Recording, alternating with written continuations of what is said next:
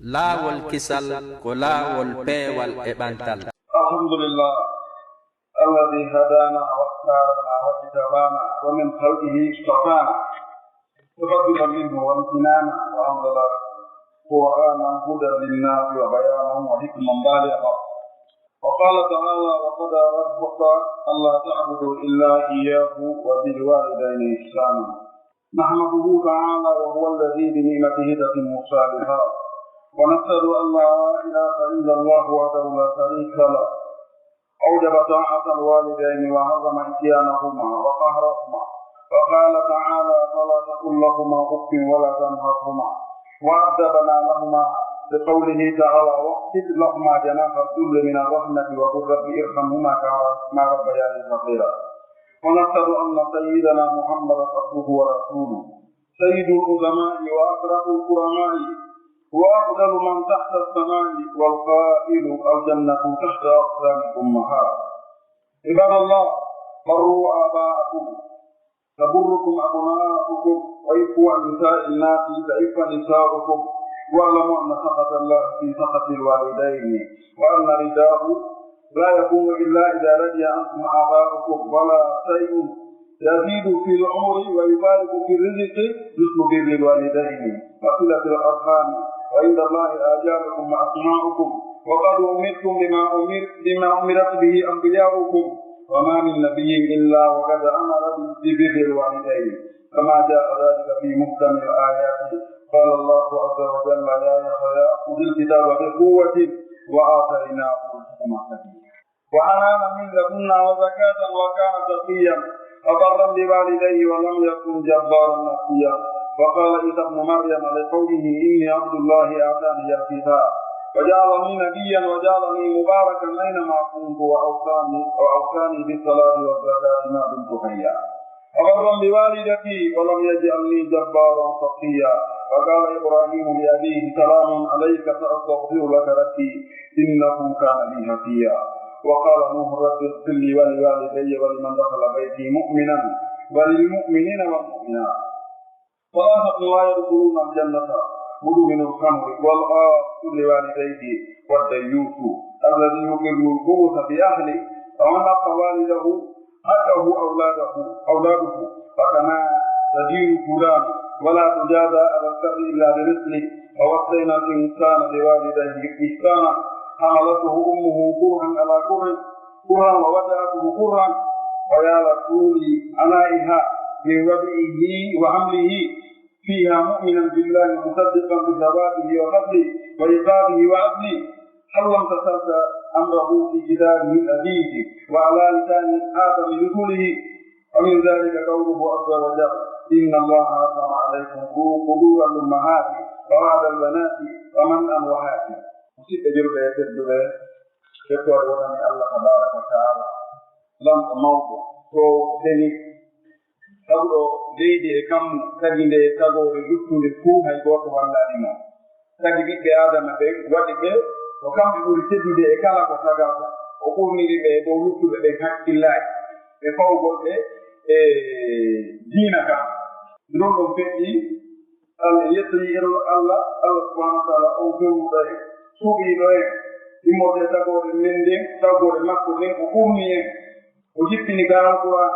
jippini alquran fi ɓeewal wonande yimɓe ɓen e ɗanganduyeeji e hikmaji yottiɗi o wi kanko subhanahu wa taala wa qada rabbuka jomiraɗo ma on ñaami o yamiri o wasiike allah ta'budu illa iyyah wata on rewdeyki wona kanko o waɗi ɗon wa bil walidayni ihsana nene e baaba wonɓe ɓen sabu woodede ma wonɓe ɓen sabu argol ma ngol aduna ɓe tawata ɓen ɗon ɗiɗo ɓiɓɓe adama ɓen fof e hoore leydi ndi ko ɓuri e jeyde ma wo ko ɓurɗa hande e ɗoftade ɓuri ɓen ɗon ngo ko goto ko hombori on haraka ka ɓiɓɓe adama o nelaɗo allah sallllahu alayhi wa sallam nelaɗo allah on pottinama ɗa hara ɓiɓɓe adama ɓen fof ko ɓuri moƴƴade e ma ama ko ɓuri teddude e ma ko ɓuri hittude e ma ko ɓurma tampande ko ɓuri yurminde ma ko yummama ɓen ma Allah subhanahu wa ta'ala o ƴetti welaye makko o waɗɗindi e welaye nene e baba o ƴetti tikkere makko nden o waɗɗindi e tikkere nene e baba awa وبالوالدين نيني بابا إحسانا ترجع متبو يقدم كان سبحانه وتعالى وكان كون أمان لولا وإنما دي مكودين والمؤمن دي مكودين مؤمن دي نعمة دي إنتيميكا وسيد الله أيقو الحمد لله هرأون تينو هرأون تينو وقت ريوي تو ريوي راما تو ريوا من نفاي o malnay o neminay o danday maltiso o malnay o naaday aljanna o fowtina siwana Allah o ala tafidiɗo e ɗum wona annabajo nela wona malaikaji ɓattina wona waliyo wona hay goto wona mawɗo mutida wona mawɗo lamɗo leydi ala hay goto ma Allah hawtidi Allah katina on Allah o waɗini e ɗo ɓiɗɗo adama on foftagol yummo makko e ɓen makko o harmine ɗo ɓiɗɗo adama on jawagol e hoytintingol e yettugol yummo makko e ɓen makko o wi kanko subhanahu wa taala o haɗi ko ɓuri famɗude ɗon o wi fala taqullahuma ufi o wi nemima e ɓen ma wata wiɓe fof ko ɗo kamiten si Allah haɗi ko ɓuri famɗude kon haray ko ɓuri hoɗɗinade kon wono yennugol ɓe wono tiigol ɓe wono tawnagol ɓe ko ɗum ɓuri handude e haɓede Allah ɗon ko famɗi kon nene e baba ko reynete ɗum noon o wi wala tan nabbuma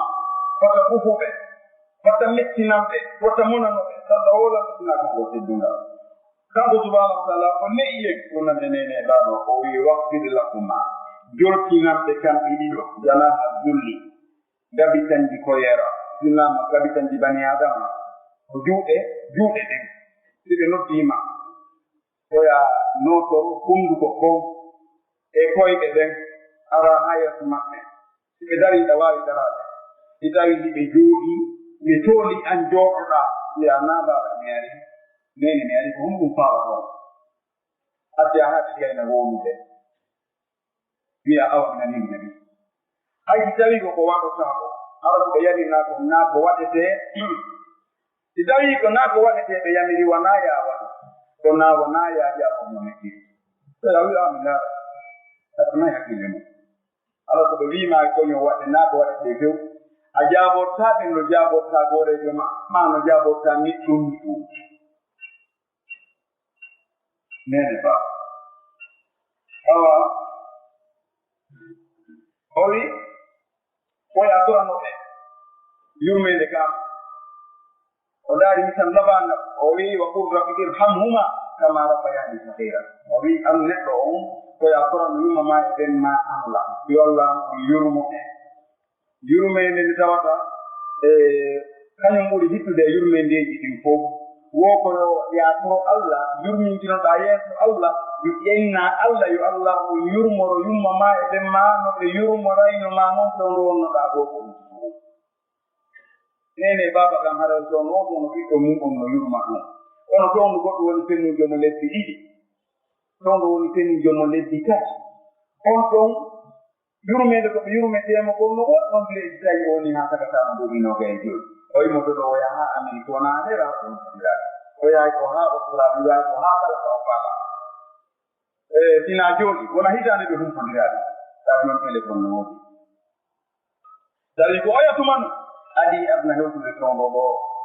o nene baba yimmatino ɓiɗɗo kummo ɓeeno andi si sonna ɗu yehi ƴogo tawi ko ka naɓorani bo makko on cango o yina jomu ƴogo tinnami hoota mi alti tombogo an si tawi ko unnugol o yahi ɓe wowru o unay tinna o yinami hottulo mi hewtita mi alti tombogo an on siko leɗɗa o yahi kanko o ndaarata ko woɓɓe ko waɗi tano ha ɓen kañum bamba tawa acce amde ka suudu o ewata hokko o teenay tinna o heɗi o heɓani o hoɗɗo ina mi alti tombogo an Allah wi wo ko yatwa Allah yo Allah o yurmir yumma ma e ɓen ma no oɗo yurmira ɓe oɗo mawɗo gorko yurmornoma noon ɗo nde wonnoɗa fay ɗum ko yurmede hattude ko wawata haɗude noon ɗum ko yamiro yaaba siɗum ɗon feƴƴi ɓerteɗo wondema ala wondema oɗo kokojo mawɗo hoto ɓiɓɓe adama ɗon annabijo Muhammad sallllahu alayhi wa sallam ko jiyaɗo Allah ko o lilaɗo makko kanko woni koko kala koko ɓen ka adna ɗo kanko woni mawɗo kala mawɗo ɓen ka adna ɗo kanko ɓuri teddude e kala tedduɓe ɗe ko hoore leydi ɗo kanko ɓuri moƴƴude e kala rewɗo ka ley kammu ɗo kala rewɗo ka ley kammu ɗo o tippi ka hoore leydi ɗo contino muri contino maayi ونلا الله ويجد صلى الله عليه وسلم على سما يقولون كي كون الرجال digane gidimbe onbe woni teddine yumam e demmo ko wadi dum tabarrukum aduna o kono gaddi e mom en teddina teddingol nene baba o gaymu wa wafa'u ta teddini yumama e bemma e kodro ya ta gibini gedal to Allah juutini balde made Allah on wada e ben nibbe ma teddini haydi wana be ko ma ko e na yo ko gane made waifu an-nisa'ina sayfa nisa'akum rene nisine mo ite rewbe yimbe ben Allah wada rewbe mon en kadi reno sippe yimbe mon ben tele gonno go galle yimbe ben ina go galle yimbe ben ina go rewbe yimbe ben Allah isina rewbe mon en wada go ko ko boni hay go to yela hay go to yila hay wado be balak ne mo ni Allah igor ko ni joni yettudo rewbe dido ma tato ma go attigamu tawi Allah no jarri bonimo yattugol ka galle makko bayra adna no wayi joni ya hayno yo kawte di to bida ko rewbe janambe don tiyahi to o wado don kala ko fala oni to ha e minu bi ma oni to ha e de mabbe so attiga mak rewbe be watti do be mo tayi be do bayra ni mo ronki bayra male makko no lani e dum e o dai ko mo wa ngata nyama ngata do kono don ti ari o tawando be makko be mabo goto mammo dai o mala ara gango e doy go duo niri ne nyame o don ta kita oranta mi hola ko oranta magata do ko go ni no ko nyande go ari dai de makko ala ko mi ga yo je na bi ga ye di mammo ne nyande ko no je tu bi ga ni wa dai ga mo galon ha go ba de makko ko bi ba ni ko no yo mo hoda la tango ko dum ayi ti wa ko ti ba haylo ko kono yi dawa de kama ko gon ko hay wado be yi dawa de kamu yonti ko da ko re ko janambe sago makko na yo re makko de wanu yonti ko gujjo de mole Allah ma de gujjo ko yi dawa uje yonti ko dari wala uje wona yonti gujjo nyale wo kuwe go wandi andi yawani yedo hande duni e odi ngiri mata e to aro ko ngiri mai Allah ni muti gujwaru no way kadi ari ujinge oda pita hawa kale jama na hayra ka buru ya wani nene o yana Allah nyale wane ko nonge he wodi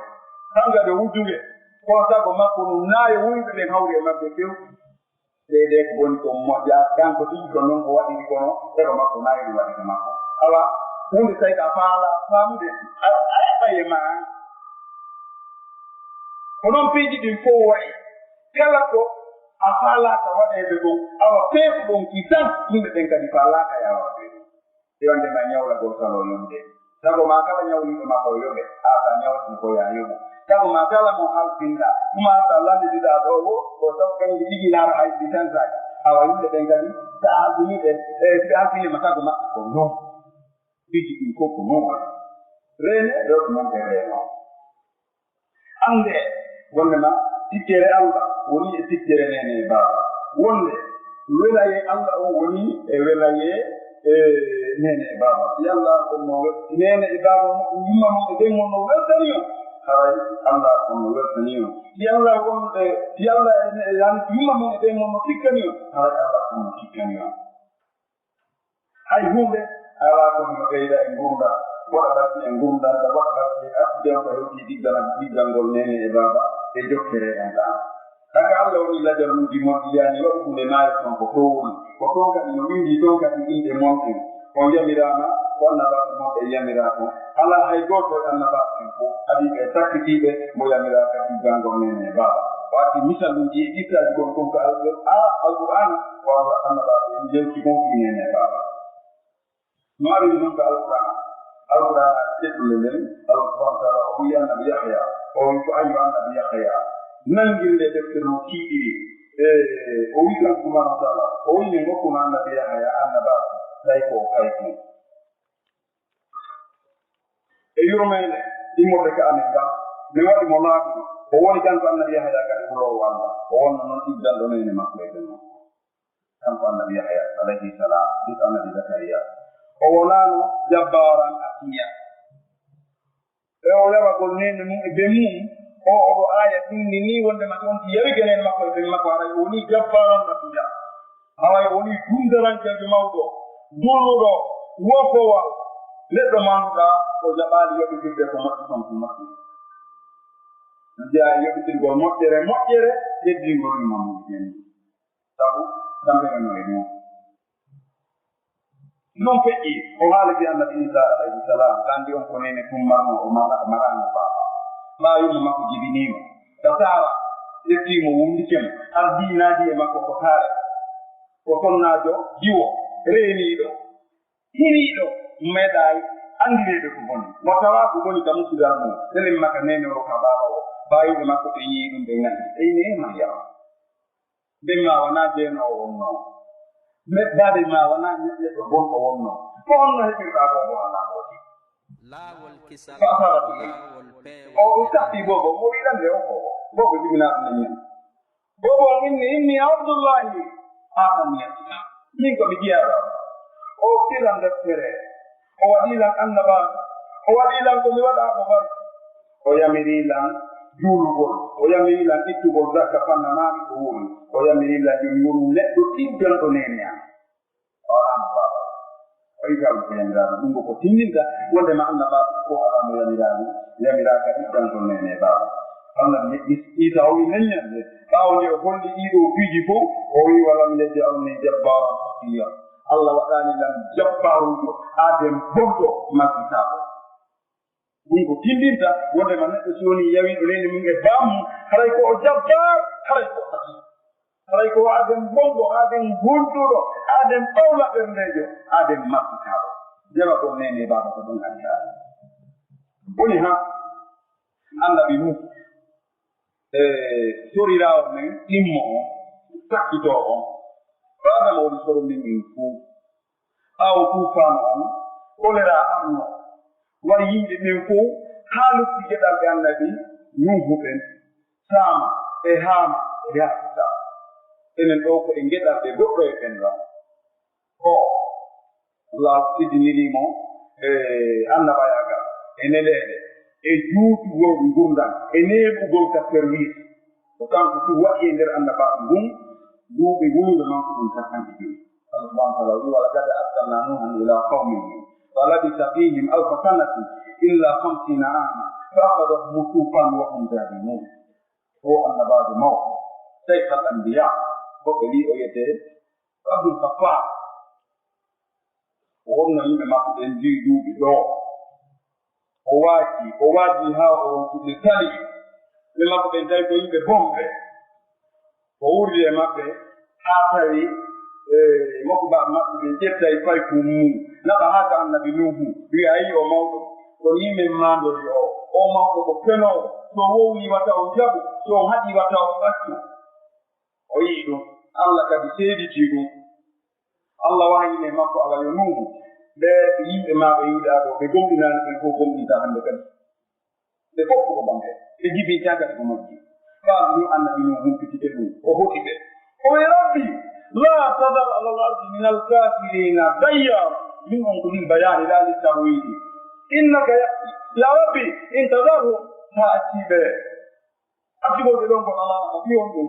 la yalidu ɓe jibinta ɓe heɗata illa fajiran kafara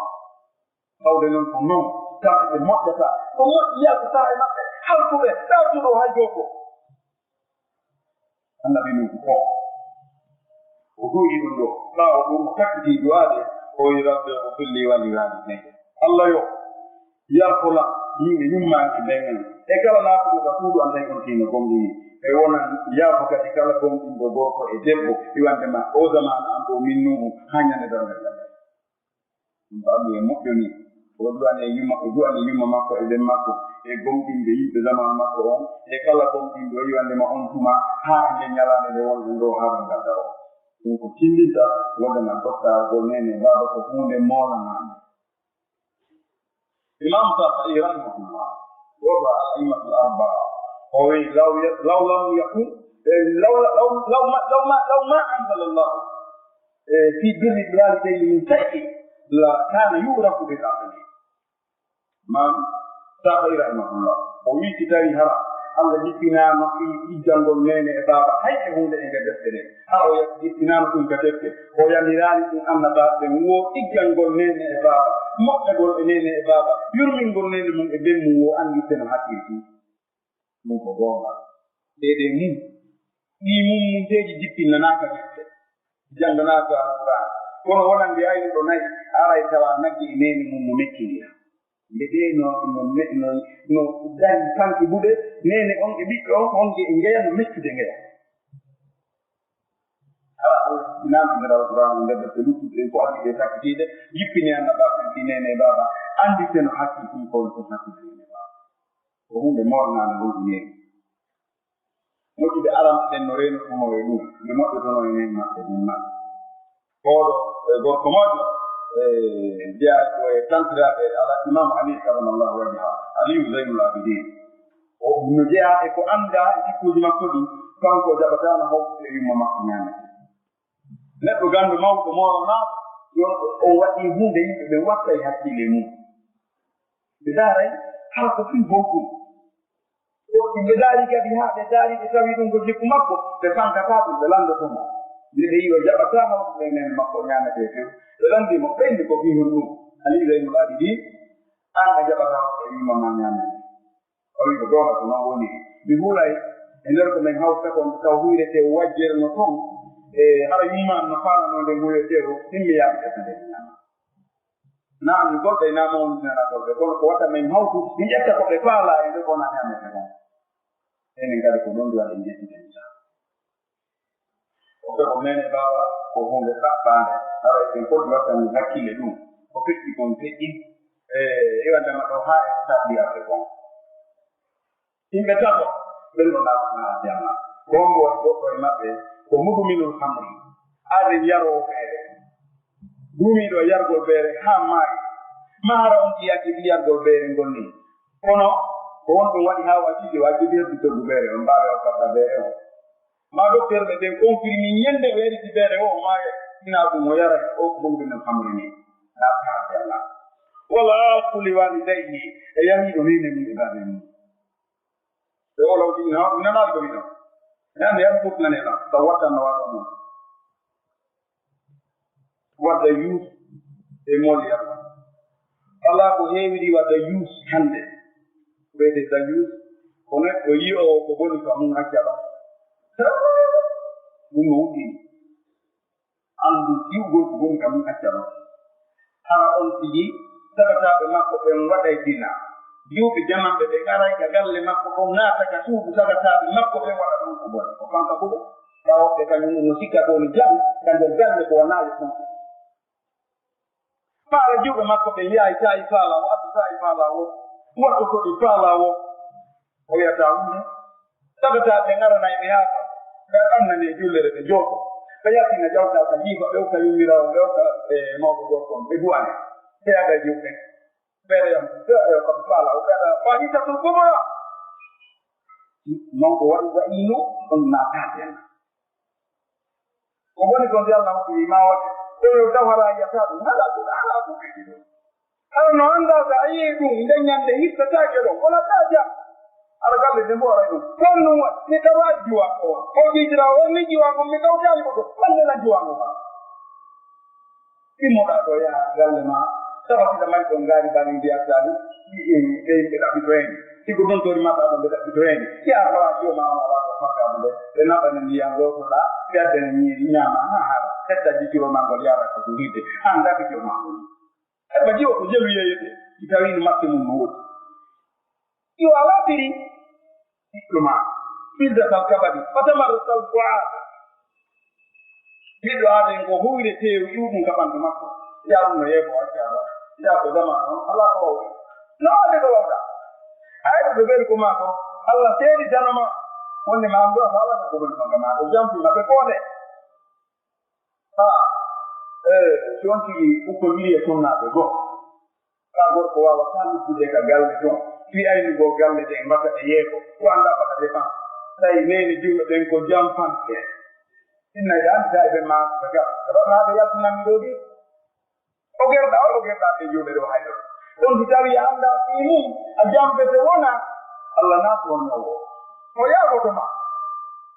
وكلا بتاعي on anda bimu na complete te na complete bimu Allah yabطما etawe de mawo ebawo mawo kono zawi da ayi lo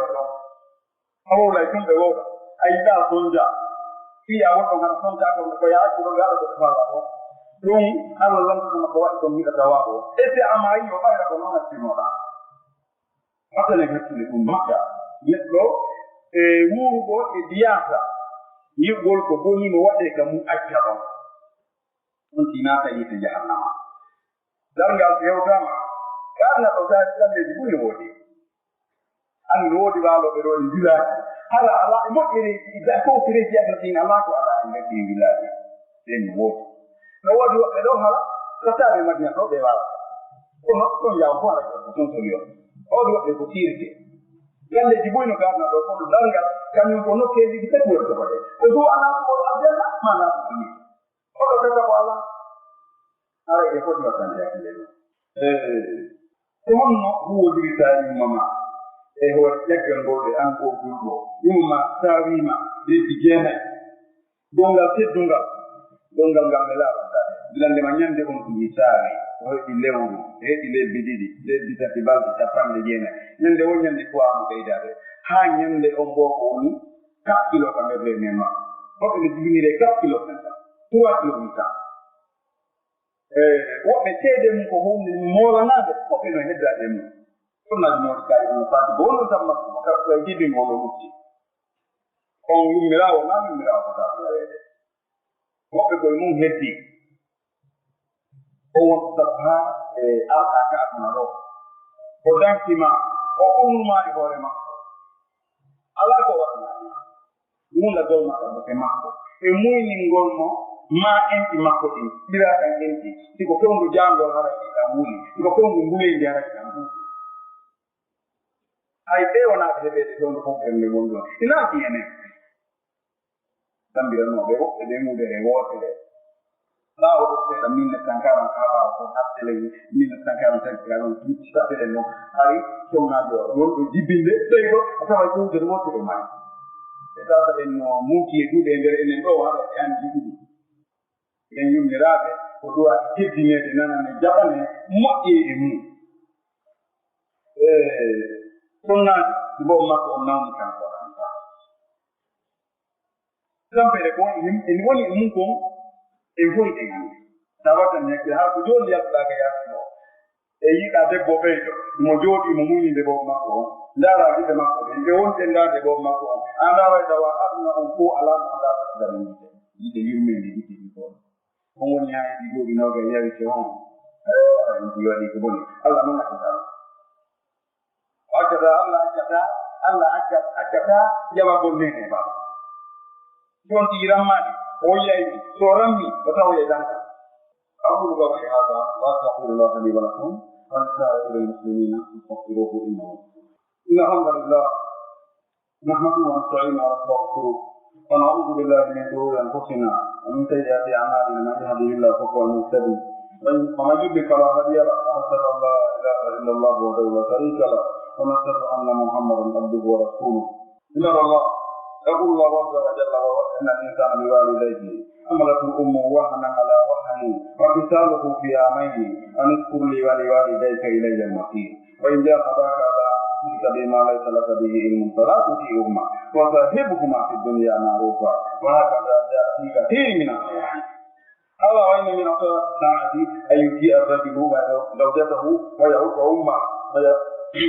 ويبر صديقه ويجب أباه ومن ثقافة المرء أن يحسن إلى أعدائه ويسيء إلى من يحبه ويقواه ولا منة لأحد على أحد بعد الله كمنة للوالد على الولد الذي كان سببا في وجوده ومحياه ورئته وحنانه عليه رباه وأكرمه وأستاه وإذا ترعرع الطفل وصب تمنى لوالديه الموت وهما يتمنيان له الحياة ورحم الله من لعن والديه أو لعن والداه فرب الله من لا يبر أمه ولا يعرف حقها وأذله وأخذاه وفي الحديث الصحيح كل ذنوب يؤخر الله منها ما يسر إلى يوم القيامة إلا ذنوب الوالدين فإن الله يؤجله لصاحبه في الحياة قبل الممات detto way wona Allah tabaraka wa ta'ala lawol kisal lam mo ba ko sini arko ko ana rede Allah subhanahu wa ta'ala wi kana do al-Qur'an o wi men yamiri ne tan ke yuma makko e ben makko makka go e mabbe o yuma makko e so wicemo tawimo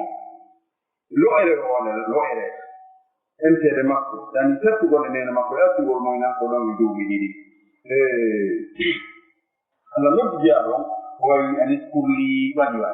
jangan min Allah ni enen ma anda non kaga anga ate naka mabbe o yiwa jahadaka tibe tampinima tibe sonjima Allah an tusrika bima laysa laka bihi ilmun suyuma ma ebe ma sonjima fi atafidu an e rewgol ko ala na gandal wonde ma dum no rewiri e rewita ke ala salati huma pata dokko e don on tele maka dewa aya on wa tabaw don ko mawdo boni wo ko yumira ko boni wo ko ta hiku ma fi jama be yamiran dami na sirku bol ma rewir gol Allah bidiya ma rewir gol Allah ko Allah falla ke rewirede ko yamirani o tarinali ko ta dokko tele ka dewa law don tida kuno bitaki don to no bebo o mawdo gorko e mawdo debbo ma ta ko kambe jibimma e sibe yami Allah wi kan dal Qur'ana sibe yamiri ma sirku sibe yamiri ma bidiya sibe yamiri ma kala ko wala dokko be bun ko tele ka dina tele ka adna wa sahibuhuma wonde e mabbe dunya ka adna do ma'rufan ko mawdo ma Allah inni ta okko e sirku ta okko e bidiya o ko ya wonde ma ko no diri ara an mawdo mo faamu dira ka dina mawdo Allah hokki no jangal al-Qur'an ka bakiya eda ge namu na haja ka dina fu o ni aji mu o re mo golle ay mo golle wañu golle to no tiemba haja ka dina be min de yuri ara ko to o ko dibima Allah wi ta an faamu dikka dina de daw yow ya ko ko tele garna wa sahibuhuma fi dunya ma'rufa mondo ko moƴƴereji maɗi kala tana kala ko boni kala ko kaaɗi ko tuti mawɗo ko tawate ɗawawi kakkade da ɗum yewtu mawɗo wayde tagorejo ma yawo o mawɗo e ko nandi e mum mon tawi na yaji ɗo artide aɗa tappi kaɓɓi harum fi massage immoɗo yaha ɓuuta yoɓɓino fewndi toppana mawɗo o alamo e giriyaji hoona mawɗo on ɗuɓɓugol jange toppugol deldi haɓɓugol haqqirɗe e mawɗo o ɗum no mari wano ma ñeppana ko tuuɗi makko honɗoni remanamo naadanamo waynoɗamo o ɗaɓɓiramo duwa ara kadi o Allah diya e yaajo ɗo immoɗa yaha giɗa juuru huɗo mawɗo woni ɗo ɗan duwanna suudu haqiqaru mawɗo on heɓaka wala heɓaka tawe heɓaka werna hoɓɓe fortina mawɗo on joggi haqiqaji okkorama ko ñaama e ko itte sata kayno woni e makko ɓaaka nder musidal ɗon tawa so wowri jaɓe tawata fof ka woni sata ɗum ɗo fof ko moƴƴiraji maɗi e hoore ko jaɓata dina kam ko hoore ɗum ɗo fof Allah ko hoore ko mawɗo on keɓɗa kon ka dina Allah wiya waɗamo ɗum ɗo fof e nde deftere Allah taala yii to taw ka jon deftere nen wi wo simo ma e ɓen makko teeki yemɓe o famodiri Allah few tawi kadi wo ko humɓe wo ko yaa ɗo ɓe naɓa haɓe ni abboɗaɓe haa ɓe juula julde maɓɓe nden artiyaɓe ay a juuluye kono ko ya walluɓe no ɓe hewtorata ɓe juulo e ɗon kamɓe kadi no ɓe faala juulirde noon ara e nene baba ko haana moftede mi yewtama haaɗum ka o wi ta ɗoftoɓe e yettugol Allah ɗon kono telenka aduna ko ɓe boni wo ko ɓe boni moƴƴireji ɗin fof yo hokku e maɓɓe yo iwru e ma hewta e maɓɓe si tawi mawɗo on no moƴƴi mawɗo on ko pewuɗo ko jernoɗo ko Allah haddiɗo ko ya waɗamo ko moƴƴi si mawɗo on ko bandiɗo ara o beewaɓe iji bonɗi ɗin fof mo andira kotay joginano yeru tanaji ɗi fof mo wonde mum hadda ha joni ko baben ma horma baba yagal ngal no hakkude mo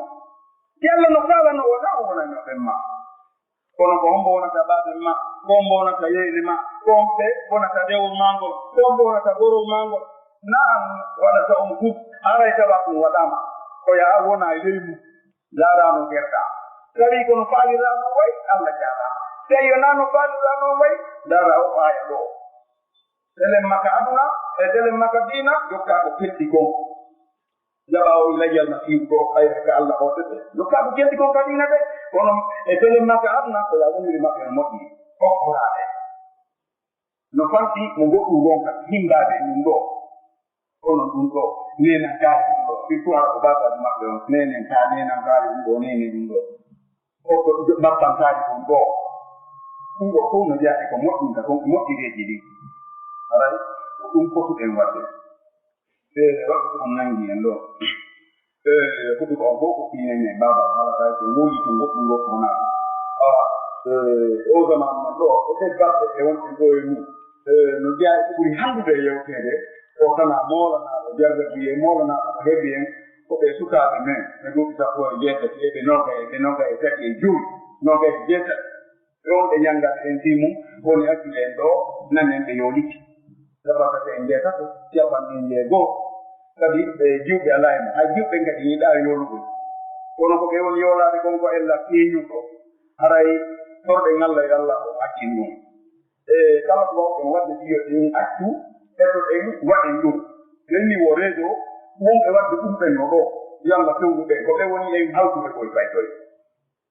ɗumum feƴƴi te balɗe ɗo wata goɗɗo min jonno faytu mum 5 millions naɓanan kalaji gaani par ce que no henndori moɗɗin o tan sayki tan programme o tan sayki tan million woɓɓe na ƴenna faytu min nama ɗo yaha mbuɗi ko kure male to e iwjoya o warti ɗon si heɓi 1 million a nana inde makko maani hara iɗi probléme haray ko goɗɗi go wattata ɗon jokkitamo ma jonnama ma nana o yo yiɗi o ina sa addali ha saba nanngal e ɓi yimɓe jokkine mami ɗo yaade ɓe ukkoyo ka ndiya jonna fiyata ukkoyo ka ndiya o henndu ɓe ukko ka ndiya haray wote naɓu mbuuɗi ka cuuɗi ɓew goɗɗo ala gawara on denaka mum kono on ka on si naɓu mbuuɗi ka cuuɗi ɓay ɓurɓe ɗuuɗuɓe ɓen ko mbuɗi wujjaji on jaa ko ella keeñuɗo woni ko ɓe woni ko ɓe woni mayde ko ɓe woni rammude ko e ɗum ko ella keeñuɗo ɗum ella mum no woodi jaltitoyeke goɗɗum no ma ɗiɗɗi dalti e yeeso e ɗi duuɓi wo bi fuɗɗa yooleede so mi hompiti gon ko rewɓe ɗiɗo woni mum ko woɗɗi fu jiwɓe ɓe ɓe jombaynoɓen no ɗo ɗum ɗon jaye ɗon jago haray wadde ɗen hakkil mo be men yo ƴetti précaution fiyo ɗum accu etoɗen famodiren e neni sukaaɓe no fanɗi har ko fay ko gonata honen makko tawata sonnaɓe naturate no fanɗi ha etoɗen famodiren e sukaaɓe famodiren e nene maɓɓe maîtrisen ɓe ɓe wonata ko men ɗo ha wawen famodide ɓe ha damen koɓe nanga o miijotoɗa ɗon fewno sagata ma o woni kuuɗude yeeso ma ɗon hara o ɓima e ɗoro o jokkayde waɗa ɓigi bonɗi ɗin fof e o nafama hinde mo lorrude ma kadi on tan yinoɗa wallude no ɗon no ñaama kala defandi ɗo ko miijotoɗa ɗon ontuma e ko miijotoɗa ɗon ñande nanɗa o yoɗide nanno tawtay no naniɗɗa o yoɗide hayna jaka wonayno ɗo ɓurɗo ma no ɓuri moƴƴo no ɓuri kelɗo goɗɗo on ɗi fiji boy no wodete ɗum yimɓe ñande nan on ñande tagata mum on yoɗike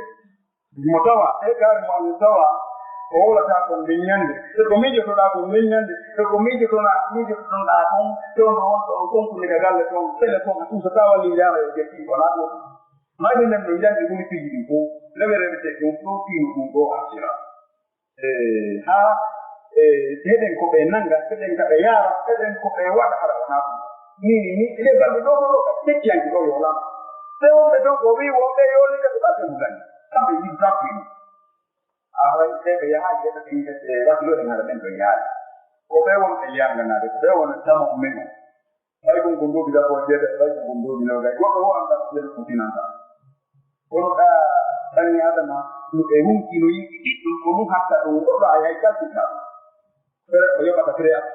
accouchement ɓe bo firtiti gonti firtiti ko yoɓete kon ko jilu e ɗira e pamper e lekki ɗon toon ila masha allahu ha on heɓa ɗuuɗi nogay te lekkol de ordonnance ñande o ñande hay goto e men ganda ɗum ko jilu ko ɗum woni ferude ni yaara ni ay ɗum foti wattande hakkille ɗum foti allah subahanahu wa taala yo allah on tuuma yo allah on fewnange rewɓe men yo allah on moƴƴi jikkuli men ɗi jikkuli rewɓe ɓen yo allah on waɗa enen koye kay koye famodiren maayde ɓe mum tawi ko julɓe yo allah waɗa en tawi ɓayda ko yowni ɓe nde maayani ɓe yo allah on gandu enen kadi yo allah on moƴƴi tan kala ko woni kam foti allah subahanahu wa taala jawɗe yimɓe ko yeedi waɗi e ko takki ɗo aduna ha joni yo allah on ko ɓuri moƴƴi o tawta ko mo wawi hettade en doggi allah yo allah o newimo hettora